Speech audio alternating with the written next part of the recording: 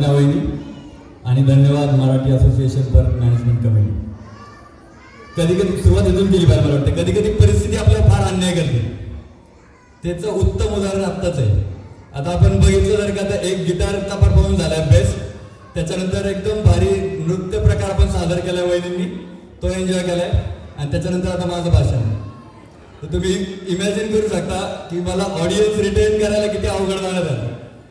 पण हे चॅलेंज आपण ऍक्सेप्ट करूयात, ट्राय करूयात. तर आपण सगळ्यांना माहिती आहे की मराठी असोसिएशन परच्या माध्यमातून आपण ही 9वी शिवजयंती साजरी करतोय. त्यामुळं सगळ्यात सुरुवातीला तर आपण शांत बसलो तर, पण एकदा आपण आतापर्यंतच्या 9 शिवजयंतीसाठी ज्यांनी ज्यांनी प्रत्यक्ष अप्रत्यक्षरित्या हातभार लावला त्यांच्यासाठी टाळ्या वाजवल्या. ओके, आता तुम्हाला मी एंगेज करण्याचा प्रयत्न केला खरं तर त्या सगळ्या कमिटी मेंबर्सला आणि सगळ्या लोकांना वापरून बरं नाही. ही 9 शिवजयंती आतापर्यंत झाल्या. त्या प्रत्येक वेळी मला सन्मान मिळाला, भाग्य मिळालं, संधी मिळाली आणि मी इथं तुमच्या पुढं माझे विचार मांडू शकलो. छत्रपती शिवाजी महाराजांबद्दल मला काय वाटतं आणि आपल्या तरुण पिढीने काय घेतलं पाहिजे हे मी माझ्या परीने सांगण्याचा प्रयत्न केला. माझा टार्गेट ऑडियन्स काय 8 ते 18 वर्ष वयोगट राहिलेलं आहे असं मला वाटायचं. कारण की मला असं वाटतं की त्यांना जर आपण छत्रपती शिवाजी महाराजचे विचार समजू शकलो, पटवू शकलो तर ती भावी पिढी आहे ती वैचारिकदृष्ट्या फार समृद्ध होईल. आणि त्याचा फायदा फक्त त्यांना किंवा त्यांच्या पालकांना नाही होणार, त्याचा फायदा मराठी असोसिएशन परतला पण होईल. कारण तेच नंतर भावी आपले असोसिएशनचे ऑपरेटर असणार, आपल्या असोसिएशनला भविष्यकाळात तेच सांभाळणार. आणि त्यामुळे त्यांचीच आता वैचारिक बांधणी जर का चालली झाली तर आपल्यासाठी पुढचा रस्ता फार सुखकर होईल. हा लॉंग टर्म उद्देश ठेवून माझा टार्गेट ऑडियन्स साधारण 8 ते 18 वयोगट असायचा. परंतु मला असं वाटतं की फक्त 8 ते 18 वयोगट नाही तर सगळ्यांनाच आपल्या छत्रपती शिवाजी महाराजांच्या विचारांची उजळणी करण्याची गरज आहे. आता छत्रपती शिवाजी महाराजांबद्दल मी आज तुम्हाला एक छोटीशी कविता सांगणार आहे आणि त्यानंतर शिवाजी महाराजांच्या 2 गुणांवर फक्त प्रकाश टाकणार आहे. खरं तर आपल्याला असं म्हणजे महाराष्ट्रामध्ये एक असं दैवत लाभलं की ज्याला असंख्य गुण आहेत, असंख्य पैलू आहेत. सगळे पैलू उलगडता आपले 40-50 शिवजयंती होती, पण त्यातले 2 पैलू तरी उलगडायचा मी प्रयत्न करतो.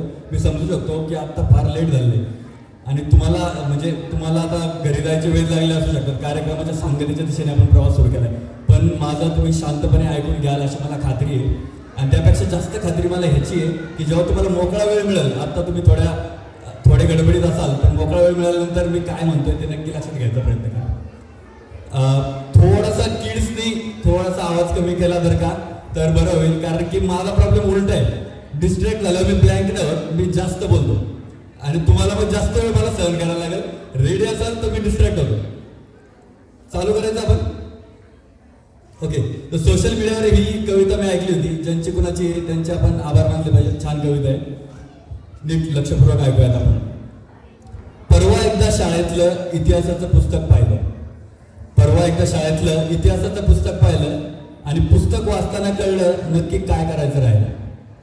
शिवजयंती कधी करायची हे पाहिलं, शिवजयंती कधी करायची हे पाहिलं, पण राजांनी जन्माला येऊन नक्की काय केलं ते पाहायचं राहिलं. राजांनी गड किल्ल्यांवर बांधलेली तळी पाहिली, राजांनी गड किल्ल्यांवर बांधलेली तळी पाहिली, पण पाणी पिऊन फेकलेली बाटली उचलायची राहिली. प्रत्येक जातीचा माणूस मावळा होता हे पाहिलं, प्रत्येक जातीचा माणूस मावळा होता हे पाहिलं, पण जातीत अडकून राहिल्यामुळं मावळा व्हायचं मात्र राहिलं. सोशल मीडियावर लोकांना इतिहासावर भांडताना पाहिलं, खरं सोशल मीडियावर लोकांना अक्षरशः इतिहासावर भांडताना पाहिलं, पण इतिहास समजून घेऊन सोशल व्हायचं मात्र राहिलं. महाराजांना चौकातल्या पुतळ्यात पाहिलं, महाराजांना गाडीच्या काचांवर पाहिलं, महाराजांना अनेक पुस्तकांमधून पाहिलं, पण महाराजांचं आचरण लक्षात घ्यायचं तेवढं मात्र राहिलं, तेवढं मात्र राहिलं. तर आता ह्या कवितेत तुम्हाला लक्षात आलं साधारण मी कुठल्या दिशेने वळतोय. मला असं वाटतं शौर्य, पैसा, सैनिकी बळ, प्रशासकीय कौशल्य किंवा युद्ध कौशल्य असे छत्रपती शिवाजी महाराजांकडे तर होतच, पण त्यांच्यासारख्या अनेक राजांमध्ये खरं तर हे कौशल्य होतं. मग अशी कोणती गोष्ट आहे, अशा काय गुण आहेत की ज्याच्यामुळे छत्रपती शिवाजी महाराजांना आपण एवढं महान समजतो, एवढं महान ते आहेत आणि आपल्या मुलांना छत्रपती शिवाजी महाराजांचे विचार कळावे यासाठी आपण का धडपडतो, का आपण छत्रपती शिवाजी महाराजांची शिवजयंती जगभर साजरी करतो आणि आपला काय एवढा मराठी आपल्या इतिहासाचा हेवा वाटतो. तर त्याचं उत्तर दडलंय ते छत्रपती शिवाजी महाराजांमध्ये काही गुण होते ते तर कुठल्याही राजांपेक्षा एका फरकाने वेगळे होते. त्यांपैकी 2 गुणांवर फक्त मी प्रकाश टाकायचा प्रयत्न करतो. तर एक म्हणजे त्यांचं सोशल जस्टिस, सामाजिक न्याय करण्याची त्यांची जी भूमिका होती ती, आणि दुसरं जे आहे ते त्यांचं एथिकल लिडरशिप, म्हणजे नैतिकदृष्ट्या शासन करण्याची जी त्यांची पद्धत होती. हे 2 गुण छत्रपती शिवाजी महाराजांना मला वाटतं इतर कुठल्याही राजापेक्षा वेगळं बनवतात आणि महान बनवतात. आता सोशल जस्टिस म्हणजे काय, तर छत्रपती शिवाजी महाराजांच्या स्वराज्यामध्ये, आपल्या स्वराज्यामध्ये 18 पगडजाती 12 बलुतेदार समावले होते. त्यांनी सर्वांनी मिळून स्वराज्याची खरं तर निर्मिती केली होती, स्वराज्य वाढवलं होतं. त्या प्रत्येकाला स्वराज्यामध्ये त्यांच्या कामानुसार, त्यांच्या अनुभवानुसार, त्यांच्या कॉन्ट्रीब्युशननुसार, त्यांच्या निष्ठेनुसार आणि त्यांच्या शौर्यानुसार त्यांना सन्मान केला गेला, त्यांचा वापर योग्य पद्धतीने केला गेला. आणि हा रिस्पेक्ट, हा सन्मान खरं तर आपल्या स्वराज्याच्या यशाला कारणीभूत ठरला. स्वराज्याचं स्वप्न ह्या सगळ्या लोकांना बरोबर घेऊन गेलो म्हणूनच आपण यशस्वी करू शकलो. नाही तर आपल्या सगळ्यांना माहिती आहे की अनंत काळापासून वर्षानुवर्ष बघायला गेलं तर वर्ण व्यवस्था होती आपल्याकडे. त्या वर्ण व्यवस्थेला भेदून छत्रपती शिवाजी महाराजांनी आपल्या स्वराज्यामध्ये सगळ्या प्रकारच्या लोकांना, सगळ्या समाजातल्या लोकांना बरोबर घेऊन त्यांनी पुढे गेले. आता तेच आजच्या काळात काय आहे की आता काय आपण टीम लीड करत असतो, आपण वेगवेगळ्या ठिकाणी नेतृत्व करत असतो. तर याचा अर्थ असा आहे का की आपल्या टीममध्ये आपण सगळ्या जाती धर्माचे लोक टिकमार करण्यासाठी भरायचे, तर तसं नाही. त्या टीमचा सोशल कॉम्पोनंट काय आहे हे आपल्याला ओळखता आलं पाहिजे. म्हणजे उदाहरणार्थ आलं तर आपलं ऑर्गनायझेशन, आपल्या कम्युनिटीमध्ये सोशल कॉम्पोनंट काय असतो, नवीन आलेली लोक, जुनी आलेली लोक, मुलं, लहान मुली, मोठी माणसं, लेडीज, जेंट्स, हे टाईपचे जे कॉम्पोनंट्स आहेत, एलिमेंट्स आहेत, सोशल एलिमेंट्स, त्या सगळ्यांना विचारात घेऊन, किंवा काहींना म्युझिकची आवड आहे, काहींना नाट्याची आवड आहे, काहींना नृत्याची आवड आहे, हे सगळे सोशल कॉम्पोनंट आपल्याला लक्षात घेतले पाहिजे, त्याच्यानुसार पुढे गेलं पाहिजे. हे म्हणजे आपलं सोशल जस्टिस. आता छत्रपती शिवाजी महाराजांच्या एथिकल लिडरशिपच्या बद्दल बोलायचं झालं तर आपल्याला सगळ्यांनाच, आपण सगळेजण समाजामध्ये कुठं ना कुठं तरी एकतर प्रतिनिधित्व करत असतो, नाही तर नेतृत्व करत असतो. म्हणजे शाळेच्या ठिकाणी, शाळा, कॉलेज, कामाच्या ठिकाणी, बाहेर स्पोर्ट्समध्ये कुठंतरी, किंवा मराठी असोबतचा सामाजिक प्लॅटफॉर्म असेल, एखादा राजकीय प्लॅटफॉर्म असेल, कुठं ना कुठंतरी आपण आयदर लिडरशिप रोलमध्ये असतो किंवा रिप्रेझेंटेटिव्हच्या रोलमध्ये, प्रतिनिधीच्या रोलमध्ये असतो. या दोन्ही रोलमध्ये या 2 गुणांची फार गरज असते. एक आपण म्हटलं ते सोशल जस्टिस, आणि दुसरं एथिकल लिडरशिप. एथिकल लिडरशिपच्या अंडर काय आहे आपल्याला की चांगल्या वाईटाची समज असणं, चांगली प्रवृत्ती काय, वाईट प्रवृत्ती काय, योग्य काय, अयोग्य काय, ह्या सगळ्या गोष्टींचा आपल्याला जाणीव असणं, समज असणं, आणि त्याचा आपल्याला पारख करता येणं. चांगली लोक कोणती आहेत, वाईट लोक कोणती, या सगळ्या प्रकारची पारख आपल्याला करता आली पाहिजे.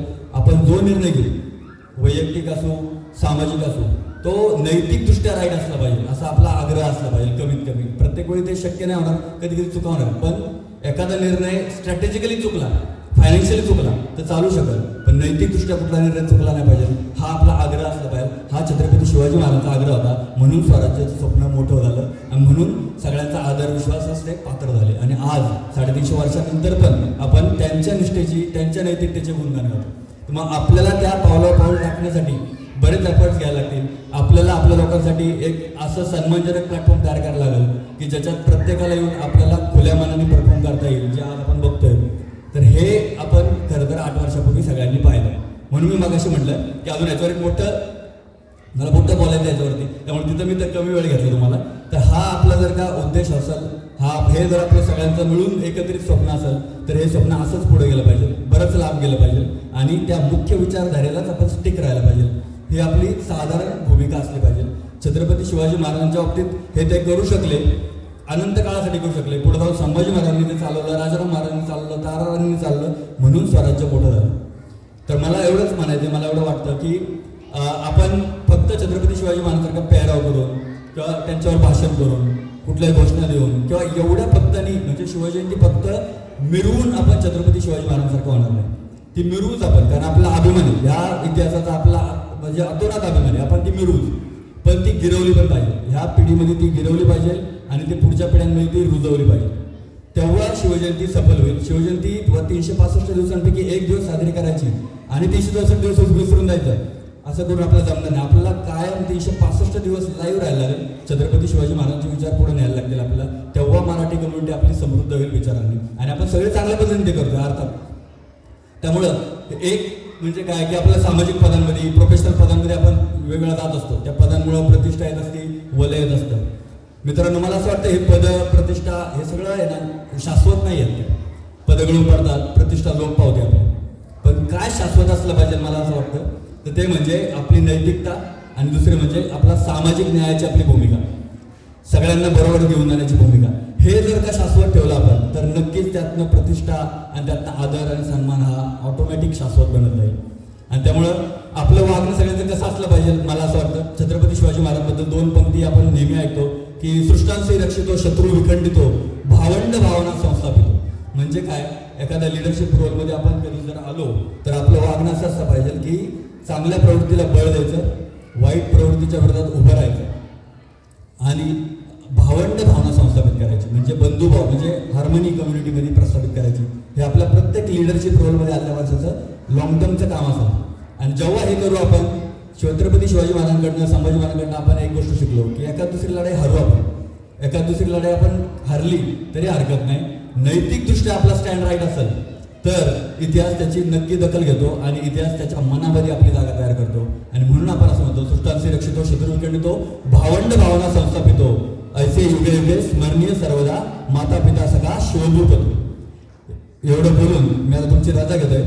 शॉर्ट पिरियड ऑफ टाइम मध्ये इम्पॅक्टफुल एवढंच करू शकलो असतो मी. त्या 2 लोकांना मे बी मी जस्टिफाय करू शकलो असेल गिटार परफॉर्मन्स आणि त्यानंतरचा नृत्याचा जो परफॉर्मन्स होता वहिनीने सादर केला.